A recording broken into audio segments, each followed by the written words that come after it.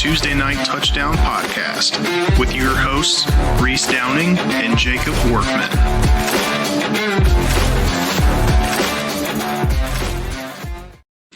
What's going on, guys? It is TNT Tuesday Night Touchdown Podcast, NFL edition, Week 17 picks. Coming at you a little early this week with the holiday landing on Tuesday and Wednesday. With me, as always, is the fine citizen, Mr. Jacob Workman. Jake, how's it going, brother? Everything's good. It's nice to hear no syphilis in the voice this week for you. So good, glad it's improved. Yes, the non-syphilis has left my system, thankfully. So just in time there. Let's do a quick recap of where we're at so far. Obviously, we've got one more game left since we're coming at you Monday. The Packers are playing the Saints later tonight. So far this week, Jake is 9-6. He did miss his lock and dog in Seattle and San Francisco. Total for the year is 124 and 113. I'm sitting at 11-5. I also missed my lock and dog in Buffalo and Denver. I'm sitting at 126 and 111, so not too far off there. Just 2 games ahead. We both do have Green Bay picked to win the game tonight. Kickoff on that one is 8:15 at Lambeau Field on ESPN.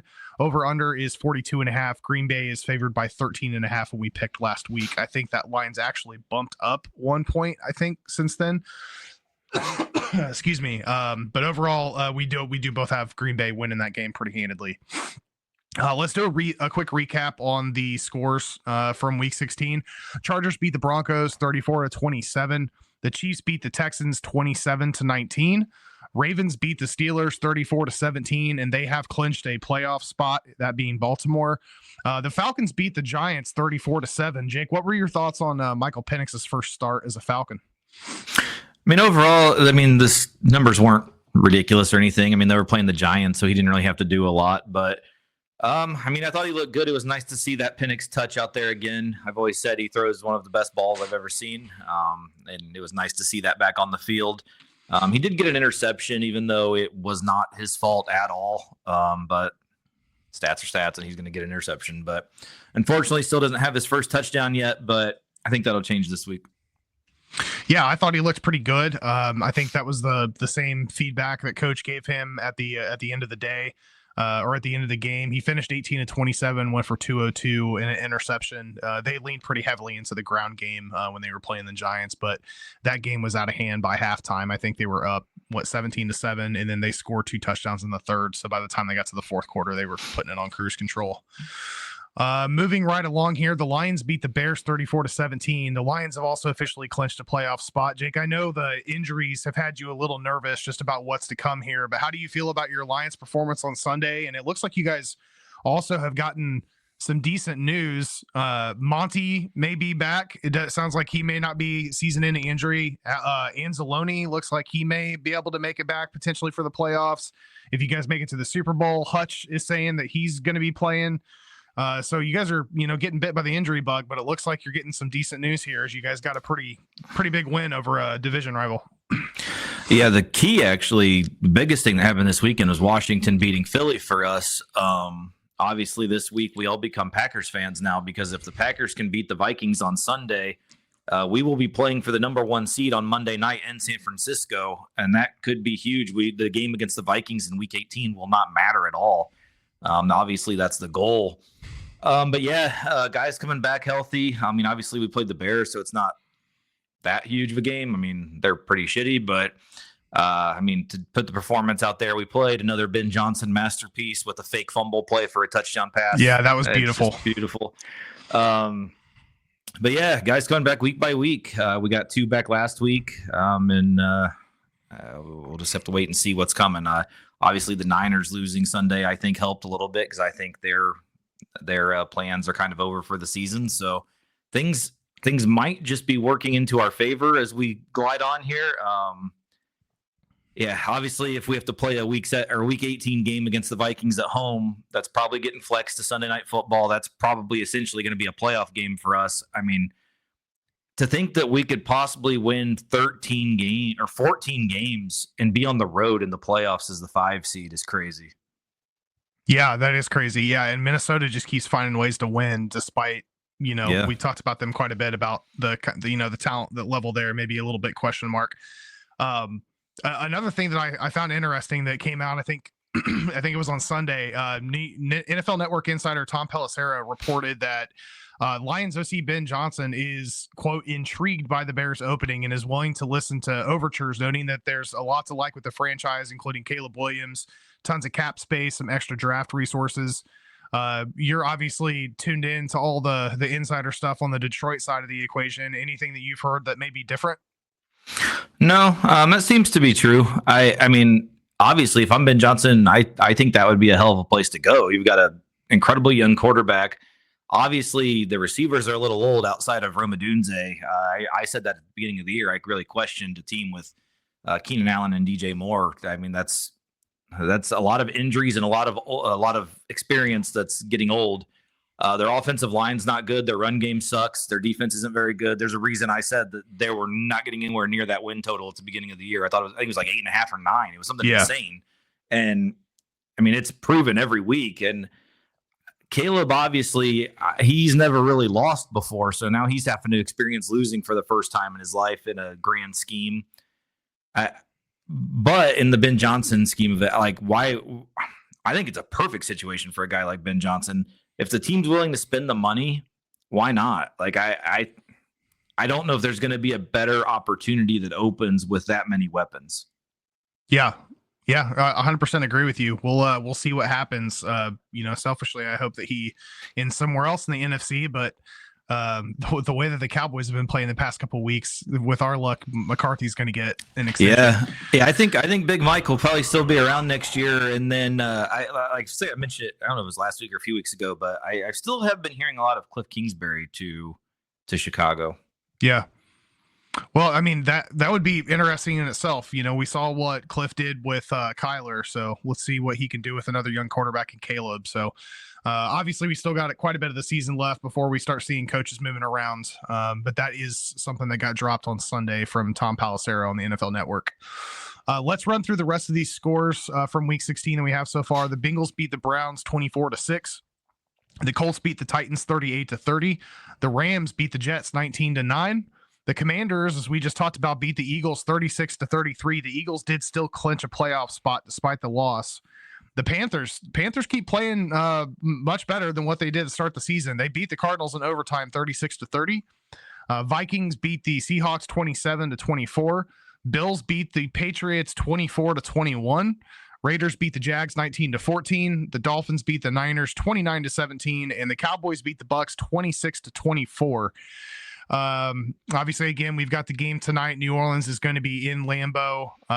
New Orleans came out, or I guess it would have been Rizzy came out yesterday, I believe, and said that Derek Carr has gone through some additional evaluation. It looks like he's not going to be back before the end of the season. I think we kind of thought that ahead of time, but they've pretty much confirmed it. So the Saints will be starting their backup in cold weather environment. That probably doesn't bode well for the Saints. They haven't been playing that well since week 3 or 4. So moving through a couple different updates here. Teddy Bridgewater, who just coached his alma mater, Miami Northwestern, to a state title recently, has said that he is planning on trying to return to the NFL next season. The Arizona Cardinals and safety Budda Baker have agreed to a 3-year, $54 million extension that will take him through the 2027 season. Panthers quarterback Bryce Young, who we just talked about, has drastically improved since returning to the starting lineup. He will remain as Carolina's starter for the rest of the season, per head coach Dave Canales. The path for the Washington Commanders to actually return to the nation's capital is pretty clear after the U.S. Senate passed a resolution to transfer the land that includes RFK Stadium from the federal government back to the District of Columbia for the next 99 years. So it looks like Washington does have a pretty clear path to actually return to playing in D.C. Patriots head coach Gerard Mayo is expected to return to the Patriots as the head coach in 25, barring a collapse over the last couple weeks of the season. The Browns' Myles Garrett passed 100 sacks in his career on Sunday, tying Hall of Famer Bruce Smith for 4th fastest all-time to that milestone. Raiders' Brock Bowers became the 3rd rookie tight end in NFL history to eclipse 1,000 yards and the 1st in league history to hit 100 catches as a rookie. And finally, reports are out of Miami that they may release defensive line Calais Campbell if the Dolphins fall out of playoff contention before the end of the year. So he has an option to land with a playoff-bound team. He's 38 years old, probably in the last year or two of his career. Also likely going to end up landing as a Hall of Famer.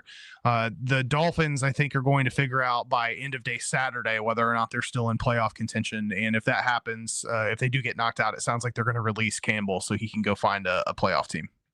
Detroit, possibly.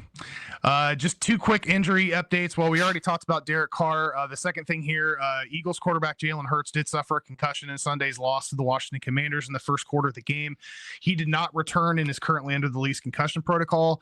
And Tank Dell, unfortunately, suffered a pretty bad knee injury, dislocated his kneecap. He also tore his ACL and a couple other issues. He's going to be out for an extended period of time, which is rough for the Texans, who have now lost their second primary receiver after already losing Stephon Diggs. Nico Collins is out on an island right now, kind of by himself. So they did get the claim for Deontay Johnson today, as much as that helps. Yeah, I don't know how much that helps. He can't seem to get his head in the right space, but we'll see what happens with that. All right, let's take a quick look at the playoff picture before we start picking games for Week 17 here. One thing changed on the AFC side, and it's the same thing that happened last week. The Chargers and the Broncos keep flip-flopping. So the Broncos have slid back down to the 7th spot and are now tagged to travel to Buffalo to play the Bills in round 1. The Chargers have bumped back up to the 6th spot. They are planning on traveling to Pittsburgh to play the Steelers. And then in the 4 or 5 spot is still Baltimore heading to Houston, which is actually the game in week 17 this week. So we may see this happen 2 times in the next 3 weeks. On the NFC side, the Rams have not only passed the Seahawks, but they moved up to the 3 spot. So now they have the Packers heading to LA for their first round game. The Falcons, after their win last week, have now jumped the Bucks, and they are now in the 4 spot, and they have the Vikings heading to Atlanta in the wild card matchup. The Commanders and Eagles, who just played this week, the Commanders actually beat the Eagles, albeit it was in Landover, are slotted to travel to Philly to play the Eagles in round 1 on the NFC wildcard side. Jake, anything to call out here?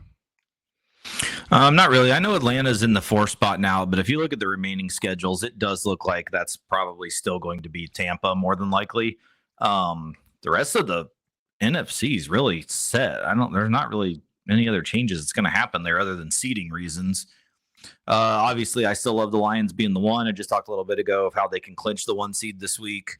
AFC, I mean, it's kind of all the same. It's kind of interesting to just look at that and just think if the Steelers and Bills were to win, the Chiefs' first playoff game is the Ravens. Like that's a hell of a situation there. Yeah, for sure. It's gonna be a tough road, and Kansas City keeps winning football games, but they are not doing it in pretty fashion. That's for sure. So we'll see what happens as we move into the playoffs here. We only got 2 weeks in the regular season left before this is set. So, all right, let's move into week 17 picks. We've got a crazy schedule for you guys this week. Week 16 actually kicks off on Christmas this year with 2 matchups. The first of which is the 14-1 Kansas City Chiefs against the 10-5 Pittsburgh Steelers, 1 p.m. at Acrisure Stadium on Netflix. So you're going to need a Netflix subscription to watch the games on Christmas. Over under in this one is 43.5. KC is favored by 2.5. Yeah, I'm taking the Chiefs. This is the time of year they generally get going. It's a low spread. I like them at home to handle it here. Yeah, there's a lot on the road. Sorry. On the road, yeah, a lot on the line here. The Chiefs need to lock in the number 1 seed. Steelers need this to stay ahead of the Ravens. It is a tough matchup, but KC just keeps finding ways to win. This is a relatively small spread, so I'm also going to take KC here to win and cover. The second of our Christmas Day games features the 10-5 Baltimore Ravens as they head to Space City to take on the 9-6 Houston Texans. 4:30 p.m. kickoff at NRG Stadium, also on Netflix. We just talked about this, but this may be the first of 2 meetings for these teams in the span of 3 weeks, as right now the Ravens are slotted to travel to Houston to play the Texans in the wild card round of the playoffs. Over under in this one is 46.5. Baltimore is favored by 5.5. Yeah, I like the Ravens in this one. I think we might be witnessing another media bias here for the MVP because I honestly think Lamar should be league MVP over Josh Allen, but I don't think we're going to get to I think the media is going to give it to Josh Allen. But what Lamar's doing is ridiculous, and I think it continues here. And I still don't think Houston's very good. Yeah, I definitely think that the Ravens are a much better team, particularly on the offensive side of the ball. Now Stroud's going to be down another receiver in Tank Dell. I agree with you that I think Lamar should be in the conversation for MVP, especially after Josh played against the Patriots this past week. But yeah, I'm also going to take Baltimore here. Unless they shoot themselves in the foot, this should be a pretty easy win for them. So I'm going to take Baltimore here to win and cover. Our Thursday night football matchup has the 8-7 Seattle Seahawks flying to the Windy City to battle the 4-11 Chicago Bears. 8:15 p.m. kickoff at Soldier Field on Amazon Prime. Over under is 43.5. Seattle is favored by 3.5.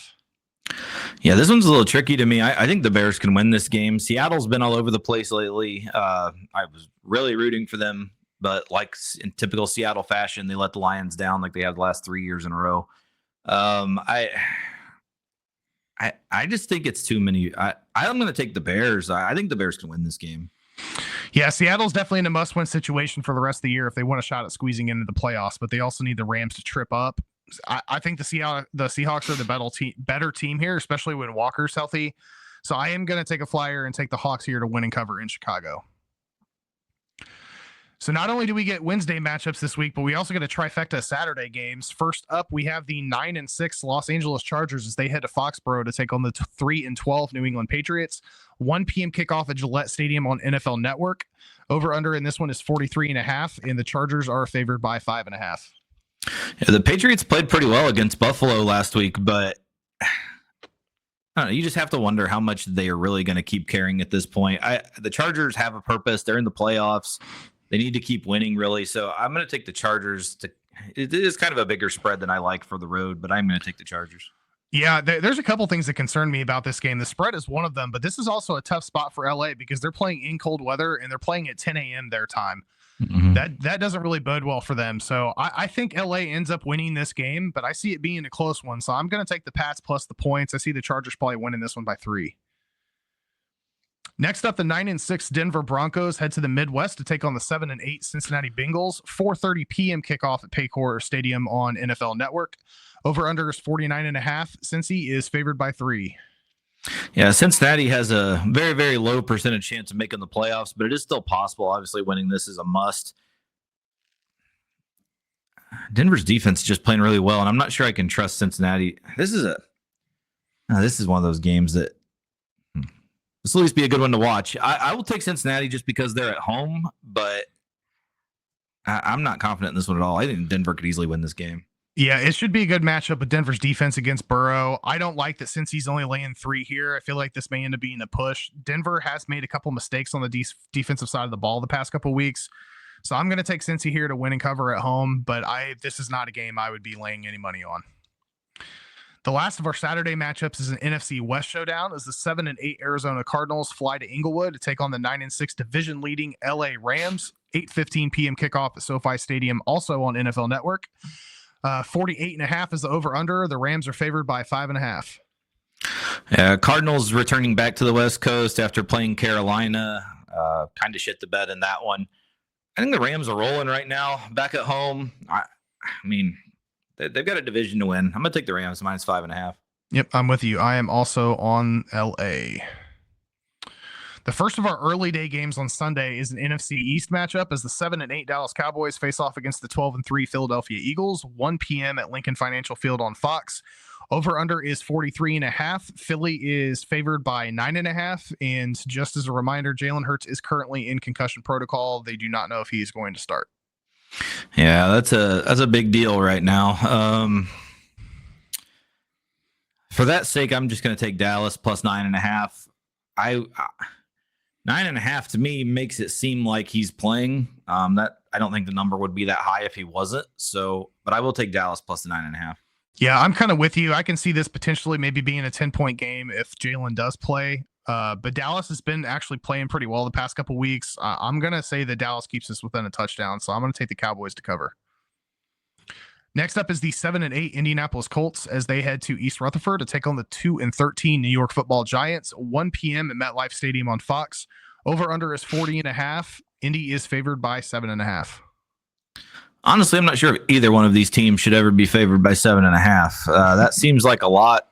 I'm going to take the Giants to cover. Yeah, Giants are just a mess right now. The Colts at this point still have a very wide outside shot at making the playoffs. Even if they do get eliminated by the end of the day Saturday, I still think they're a slightly better team. So I'm going to take the Colts here to win and cover. But again, this is one of those games I would not be putting any money on. Next up, the 3-12 Las Vegas Raiders head to the Big Easy to battle the currently 5-9 New Orleans Saints. 1 p.m. at Caesars Superdome on Fox. Over under in this one right now is 39.5, and New Orleans is favored by 2.5. Yeah, if there is a such thing as a Raiders fan nowadays, they have to be furious over the stunt they pulled by beating Jacksonville, dropping their draft pick all the way down to like 7 now. That was an idiotic decision. I mean, at this point, obviously they're playing to win. I don't think the Saints are very good. It's going to be a short week returning back home. I'll take the Raiders. Yeah, this is another tough one to get. I'm taking the Saints just because a slight nod with it being at home. But again, to your point, the Raiders at this point would benefit to lose. So I don't know what's going to happen in this one, but I'm going to take New Orleans here minus the 2.5. Next up is an AFC East showdown as the 4-11 New York Jets fly to Orchard Park to take on the 12-3 Buffalo Bills. 1 p.m. at Highmark Stadium on CBS. Over under is 46.5. Buffalo is favored by 9.5. Yeah, if the Chiefs win on Christmas, then this game's pretty irrelevant for the Bills. So I'm going to take the Jets plus 9.5 just because the Bills might not be playing some guys in this one. Yeah, that's true. I'm going to assume right now that Buffalo ends up playing everybody. They did have a rough game on Sunday. I expect them to bounce back. And frankly, even if they don't start everyone, this Jets team has just been all over the place this year. I'm going to take Buffalo here to win and cover, even though it is a pretty significant spread. Another divisional battle here, this time in the AFC South, as the 3-12 Tennessee Titans head to Duval County to face the 3-12 Jacksonville Jaguars. 1 p.m. at Everbank Stadium on CBS. 40.5 is the over-under. Jacksonville's favored by 1.5. This is a true draft pick bowl here. Yes. I'll take the home team. We'll take Jacksonville. Yeah, this was a difficult game to pick here. I think Tennessee's got a little bit more talent. I don't know if they're going to. I don't know how this is going to play out because both these guys are vying for draft spots. I'm going to take Tennessee here just because I'm getting points. The last of our early day games is yet another divisional battle, this time in the NFC South, as the 4-11 Carolina Panthers head to the Gulf Coast to battle the 8-7 Tampa Bay Buccaneers. 1 p.m. at the Ray J on CBS. 49.5 is the over-under. Tampa is favored by 7.5. Yeah, Carolina and former offensive coordinator for Tampa can go in there and ruin their postseason. I said earlier, I think Tampa's pretty much in that playoff spot because of their remaining schedule. This is one of the games I was talking about, getting Carolina at home. I think Tampa's got to come out and put on a show to get back in the playoff hope. So we'll go Tampa minus 7.5. Yeah, Tampa needs to bounce back here, but this is a tough game because the Panthers have been showing signs of improvement the past couple of weeks, and I think they would love nothing more than to come into Tampa and ruin Baker's shot at making the playoffs this year. I think Tampa ends up winning this game somehow, but I don't trust the 7.5 spread, so I'm going to take Carolina here plus the 7.5. The first of our afternoon games features the 7-8 Miami Dolphins as they fly north to take on the 3-12 Cleveland Browns. 4:05 p.m. kickoff at the aptly named Cleveland Browns Stadium on CBS. Over under is 40.5. Spread, Miami is favored by 6.5. Yeah, I'm guessing weather's going to be shit and Tua never plays well in bad weather. So we're going to take the Browns plus 6.5.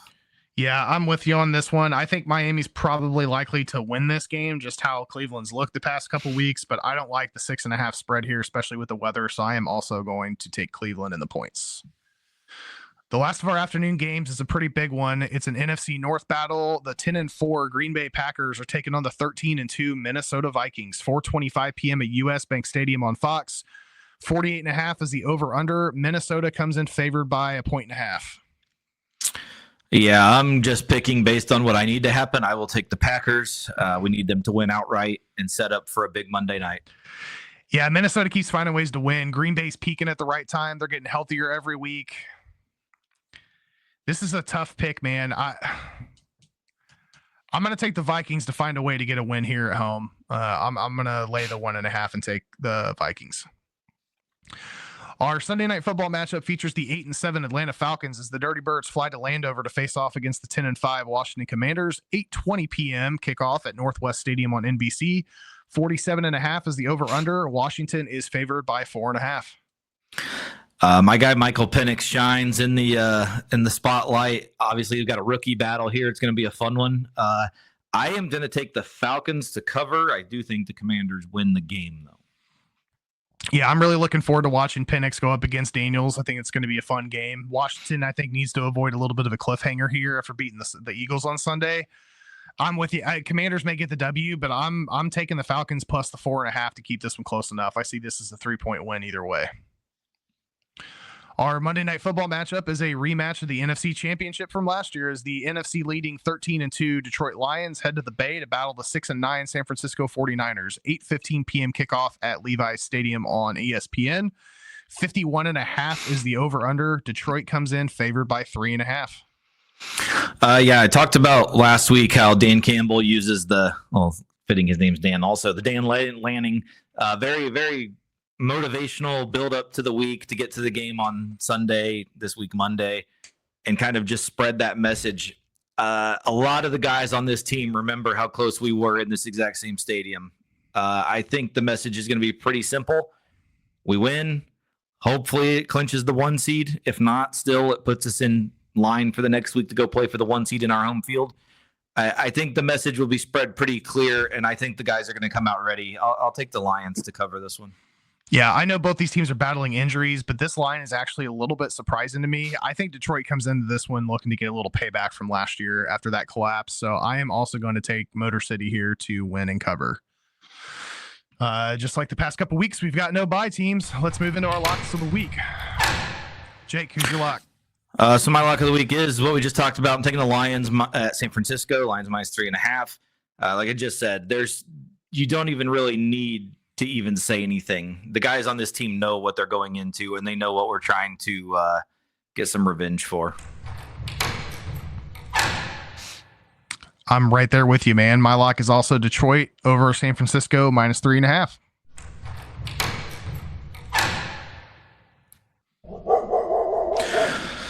Dog of the week. Obviously, we just talked about this. I'm playing some favorites here, but Packers plus 102 to go into Minnesota and beat them and make our game Monday for the number 1 seed. I dig it. I'm going to take a little bit of a flyer here and take Atlanta over Washington. I think after getting the win against Philly last week, Washington may come in a little bit flat. Atlanta is also really pushing for a final playoff spot here. So I'm going to take Penix and the Falcons to get a win over the Commanders. All right, guys, that is it for us for week 17. We will be back at you guys next Monday again because of the New Year's Eve, New Year's Day scheduling. We're off this week on the college football show. We will be back to you guys next Monday night to recap all of the craziness that happens with the college football playoffs and all of the other games that have been played so far. That is it for us this week. So I hope everybody has a solid Christmas. We'll see you guys on the 30th. For Jacob Workman, this is Reese Downing, TNT Tuesday Night Touchdown Podcast, NFL Edition, Week 17 picks. We'll see you guys next week. See you, everyone.